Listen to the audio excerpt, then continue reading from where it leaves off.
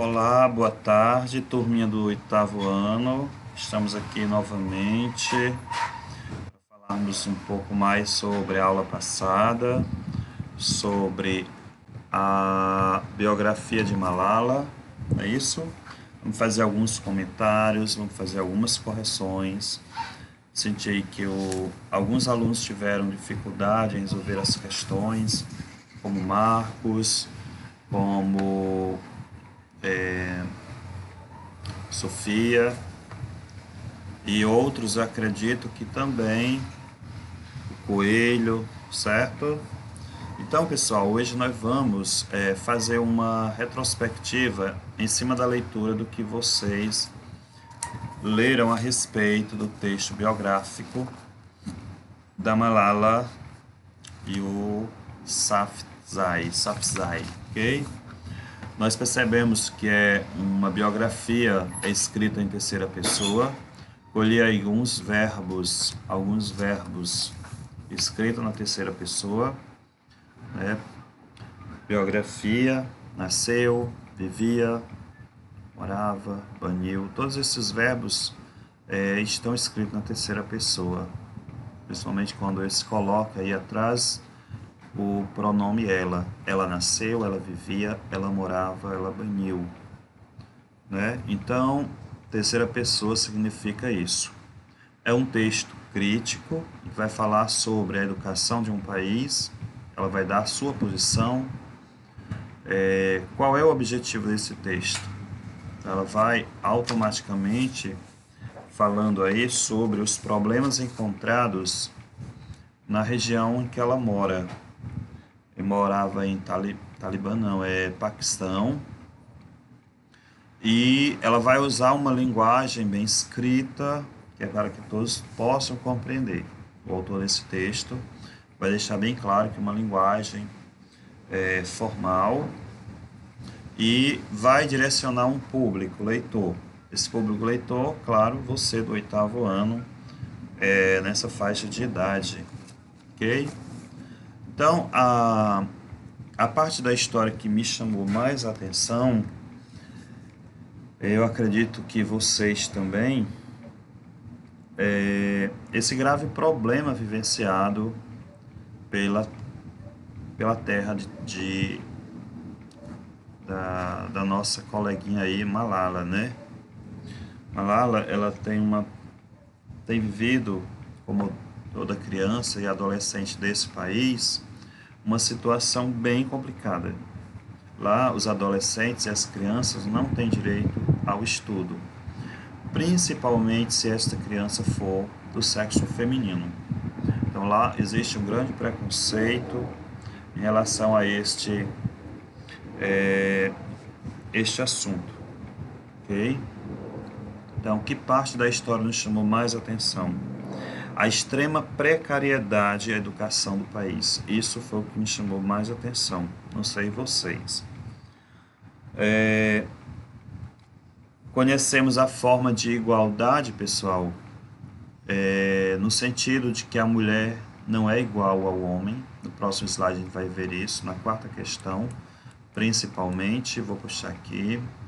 A quarta questão diz assim: conhecemos como a igualdade de gênero é vista no Paquistão, onde podemos evidenciar no texto qual a sua posição sobre isso. Então, qual é a sua posição em relação a essa desigualdade? Então, nós sabemos que o Paquistão ocupa o terceiro lugar, pior, não é melhor, pior, no posto do índice mundial relativo à igualdade dos sexos no sistema educacional. Na província onde Malala vivia, a taxa de analfabetismo entre as mulheres é superior a 60%. Vocês têm ideia do que seja isso? E quando e por que essa desigualdade começou nesse país? A desigualdade de direitos se tornou mais grave no Paquistão, pessoal, quando um homem enlouquecido, o nome dele era Tehreek Taliban, infiltrou em Mingora e destruiu 400 escolas, banindo as mulheres da vida social desse país. Então isso é muito grave. Apesar dessas imposições, o pai de Malala não se adaptou. Por quê? Desde cedo ele lutava como professor para que a educação no país fosse por igualdade, todo mundo tivesse os mesmos direitos, né?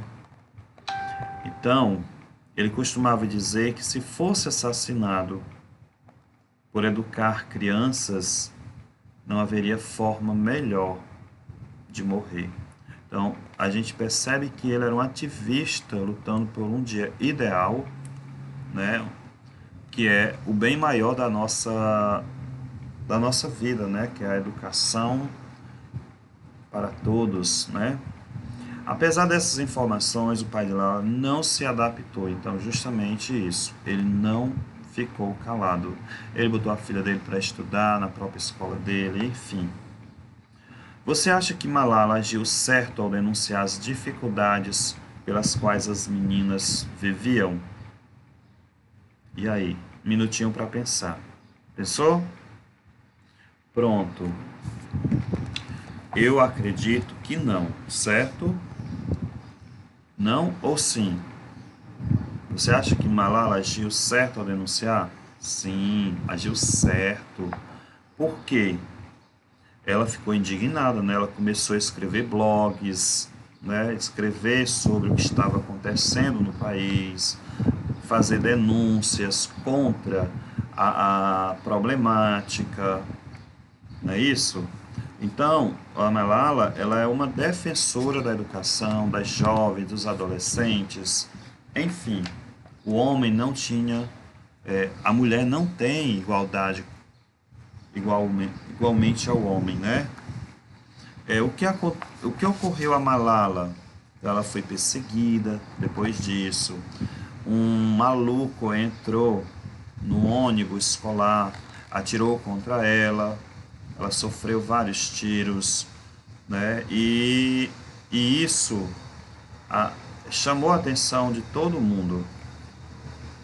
Então ela é uma pessoa muito conhecida, uma pessoa que hoje ela é referência mundial. Ela foi homenageada em diversos prêmios e se tornou a pessoa mais jovem a ser indicada para o Prêmio Nobel da Paz. Aqui, pessoal, é a Malala, né, e o direito de estudar.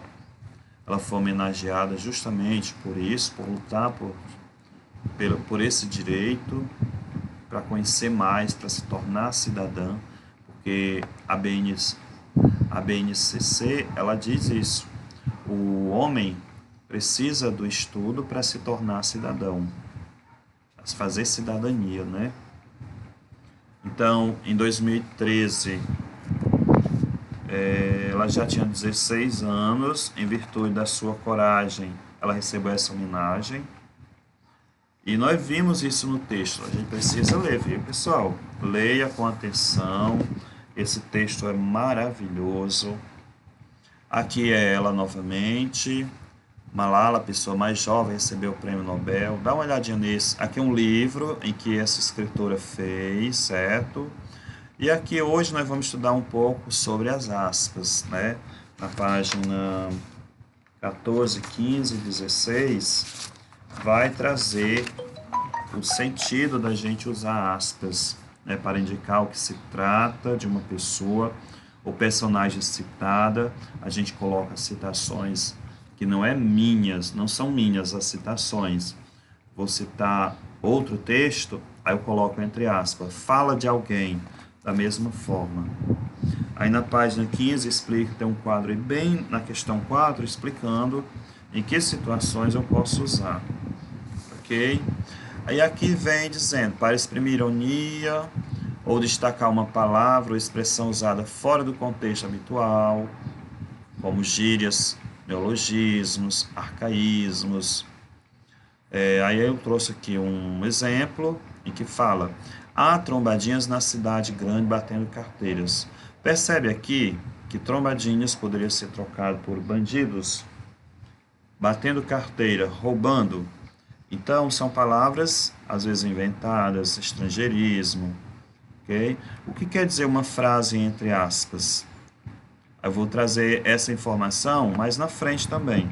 Hoje é muito frequente, usar essa expressão entre aspas, né? Quando eu estou falando, eu coloco, entre aspas.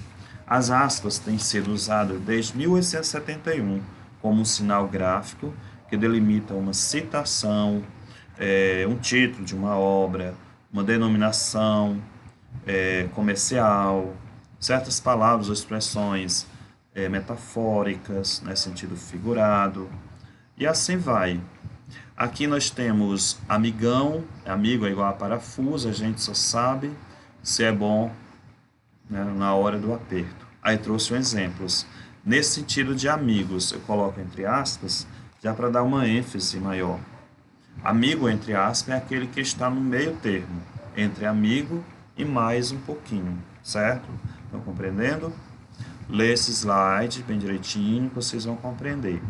As aspas indicam que retiramos a fala de alguém no texto, certo?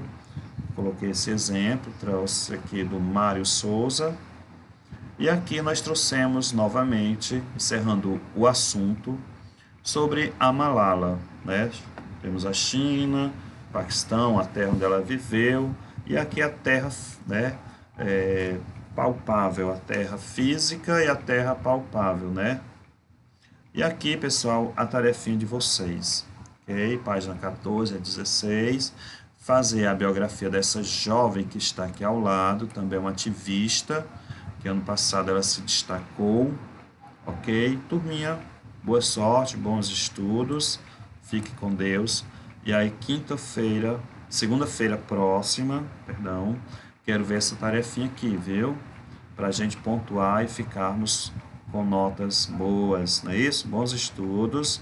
Amanhã nós não temos aula, o Sabrina não vai postar nada, ok?